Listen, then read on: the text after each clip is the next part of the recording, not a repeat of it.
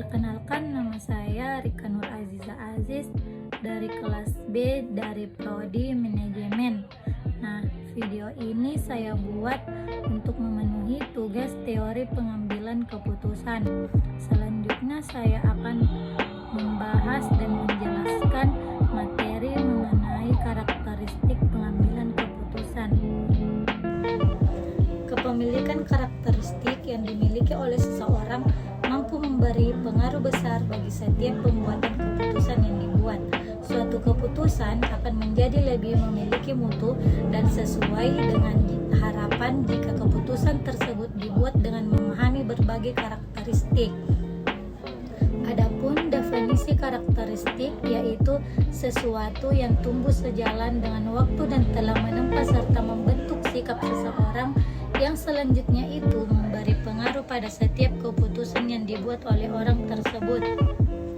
Karakteristik pengambil keputusan dan pengaruhnya bagi perusahaan dalam pengambilan keputusan yang dilakukan, ada faktor yang turut mempengaruhinya yaitu karakteristik sang pengambil keputusan. Karakteristik tersebut secara umum dapat dibagi menjadi 3, yaitu yang pertama takut pada resiko atau risk avoider. Karakteristik ini dianggap menempati posisi yang aman dan jauh dari resiko, sehingga karakteristik ini cenderung memiliki aset yang terjaga karena ia tidak pernah memiliki wilayah spekulasi. Yang kedua, hati-hati pada resiko atau risk indifference. Karakteristik ini adalah di mana sang decision maker sangat hati-hati atau begitu menghitung terhadap segala dampak yang akan terjadi jika keputusan tersebut dilakukan. Yang ketiga, suka pada resiko atau risk seeker atau risk lover. Sikap seseorang dalam menghadapi resiko sangat tergantung pada beberapa hal, yaitu sifat dasar seseorang yang bersangkutan, jenis persoalan yang dia hadapi, situasi yang ada, dan faktor lainnya. Ciri-ciri karakteristik risk avoider. Yang pertama, karakteristik seperti ini adalah di mana sang decision maker sangat berhati-hati terhadap keputusan yang ada terhadap keputusan yang diambilnya. Yang kedua, secara umum pebisnis yang berkarakter seperti ini cenderung melakukan tindakan yang biasanya disebut dengan safety player. Yang ketiga, mereka penganut risk avoider cenderung sulit menjadi pemimpin dan lebih banyak menjadi follower, bukan seorang inovator. Yang keempat, hampir semua investor adalah tipe penghindar resiko, dalam artian mereka tidak ingin menanggung resiko yang akan ditimbulkan dalam bentuk kerugian yang akan timbul di kemudian hari. Yang kelima, bagaimanapun investasi selalu dilihat sebagai bentuk usaha mencari keuntungan dalam finansial di kemudian hari terhadap sejumlah dana yang telah ditanamkan. Yang keenam, ciri utama bagi penghindar resiko adalah utilitasnya yang akan menurun dengan cepat, sedangkan utilitas untuk jumlah yang positif tidak tumbuh dengan cepat.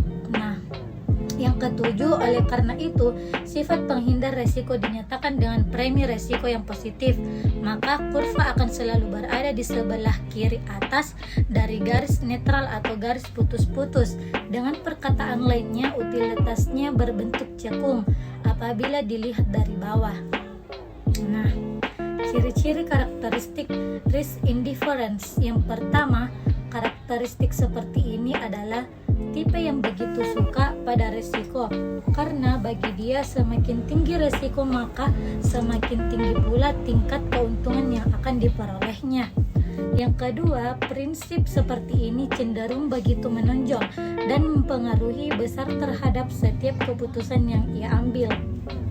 Yang ketiga, mental risk seeker atau risk lover adalah mental yang dimiliki oleh pebisnis yang besar dan pemimpin besar.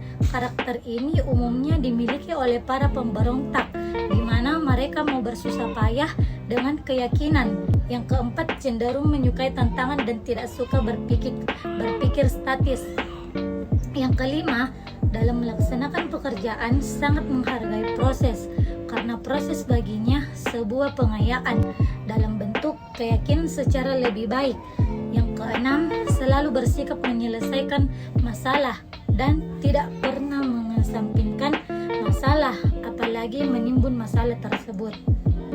Yang ketujuh, sikap pencari risiko ditemui dalam kejadian di mana terdapat suatu tingkat aspirasi yang amat penting.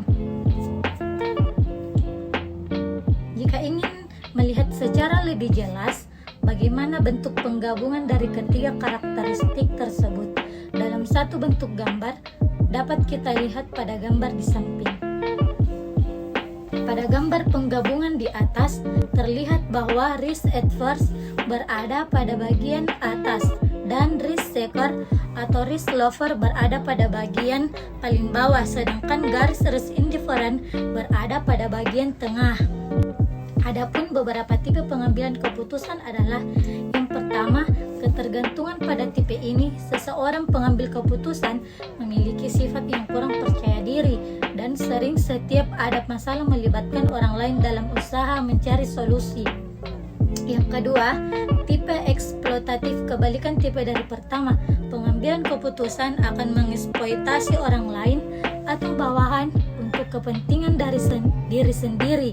Yang ketiga, tipe tabungan. Pada saat ini, seseorang pengambil keputusan cenderung berpikir dan bersikap picik dan memiliki sikap yang egois yang tinggi. Ini terlihat pada saat ia selalu berusaha meningkatkan kompetensi dan kemampuan yang dimilikinya, serta tidak berkeinginan membagi kemampuan itu kepada orang lain. Yang keempat, tipe pemasaran. Pada tipe seseorang pengambil keputusan sering menerapkan konsep marketing, seperti salah satunya ide advertising, yaitu ia sering mengiklankan dirinya pada banyak pihak, khususnya kepada para bawahannya, tentang ide dan konsep yang ia miliki. Yang kelima, tipe produktif. Pada tipe ini, seseorang pengambil keputusan memiliki semangat produktif yang tinggi. Setiap ide pemikirannya cenderung memiliki visi misi yang jauh ke depan, dan ia sangat mengutamakan konsep kooperatif dengan berbagai pihak, khususnya kalangan internal organisasi.